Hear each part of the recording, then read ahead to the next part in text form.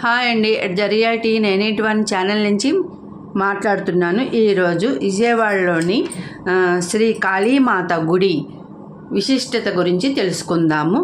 ఈ దేవస్థానం నిర్మించి 50 సంవత్సరాల పైనే అయింది. ఈ దేవస్థానము విజయవాడ కృష్ణలంక ఆర్టీసీ బస్టాండ్ పక్కనే ఉంటుంది. ఆర్టీసీ బస్టాండింగ్ వచ్చిన ప్రయాణికులందరూ కూడా ఈ అమ్మవారిని దర్శించుకుంటారు, మొక్కులు తీర్చుకుంటారు. కోరికలు తీరిన తర్వాత వచ్చి ఈ అమ్మవారు 1949 సంవత్సరంలో నరసింహారెడ్డి అనే ఒక ఆయన స్వప్నంలోకి కనపడి, నేను నల్లమల అడవిలో ఉన్నాను, నన్ను వెలికి తీసి కృష్ణానది ఒడ్డున ప్రతిష్ఠించమని ఆయన స్వప్నంలో కనపడి కోరారు.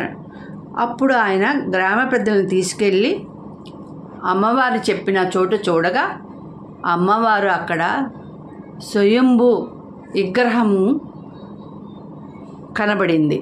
ఆ అమ్మవారిని తీసుకొచ్చి కృష్ణానది తీరంలో ప్రతిష్ఠించారు.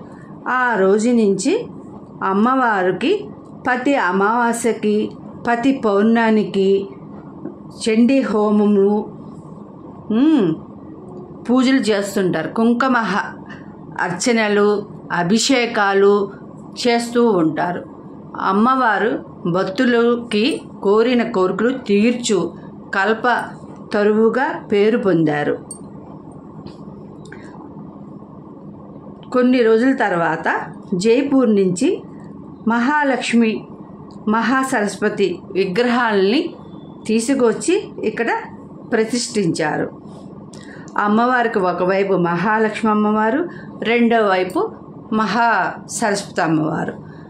ఇలా 3 శక్తులు ఉన్న దేవస్థానం కాబట్టి మరొక పేరు త్రిశక్తి పీఠము గుడిగా పేరు వచ్చింది. ఇక్కడ దసరా ఉత్సవాలు చాలా గొప్పగా చేస్తారు. 10 రోజులు అలంకరణ చేసి భక్తులతో కిటకిటలాడుతుంది. అట్లానే విద్యా అభ్యాసం కోసం తన బిడ్డలను తీసుకొచ్చి సరస్వతీదేవి బాసరలో ఎట్లా విద్యాభ్యాసానికి పూజలు చేయించుకుంటారో అట్లానే ఇక్కడ కూడా అమ్మవారి దగ్గర ఆశీర్వాదాలు పొంది పూజలు చేయించుకొని అక్షర అభ్యాసం చేయించుకొని విద్య కొరకు భక్తులు పూజలు చేయించుకుంటారు. అలాగే శ్రావణ మాసంలో మహాలక్ష్మి అమ్మవారి వరలక్ష్మీ రథం పూజలు, కుంకుమ పూజలు, అర్చనలు ప్రతి మంగళవారం, శుక్రవారం రథాలు ఈ గుడిలో చేస్తూ ఉంటారు. ప్రతిరోజు కూడా కుంకుమ పూజలు, అర్చనలు, అభిషేకాలు జరుగుతూ ఉంటాయి.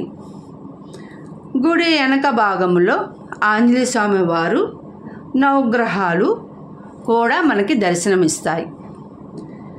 ఒక నానుడి ఏంటంటే, గుడి చుట్టూ 108 ప్రదక్షిణాలు చేసి అమ్మవారికి ముందుగానే 108 ప్రదక్షిణాలు చేసి అమ్మవారికి కోరిక చెప్పుకుంటే ఆ కోరిక తీరిద్దని నానుడి.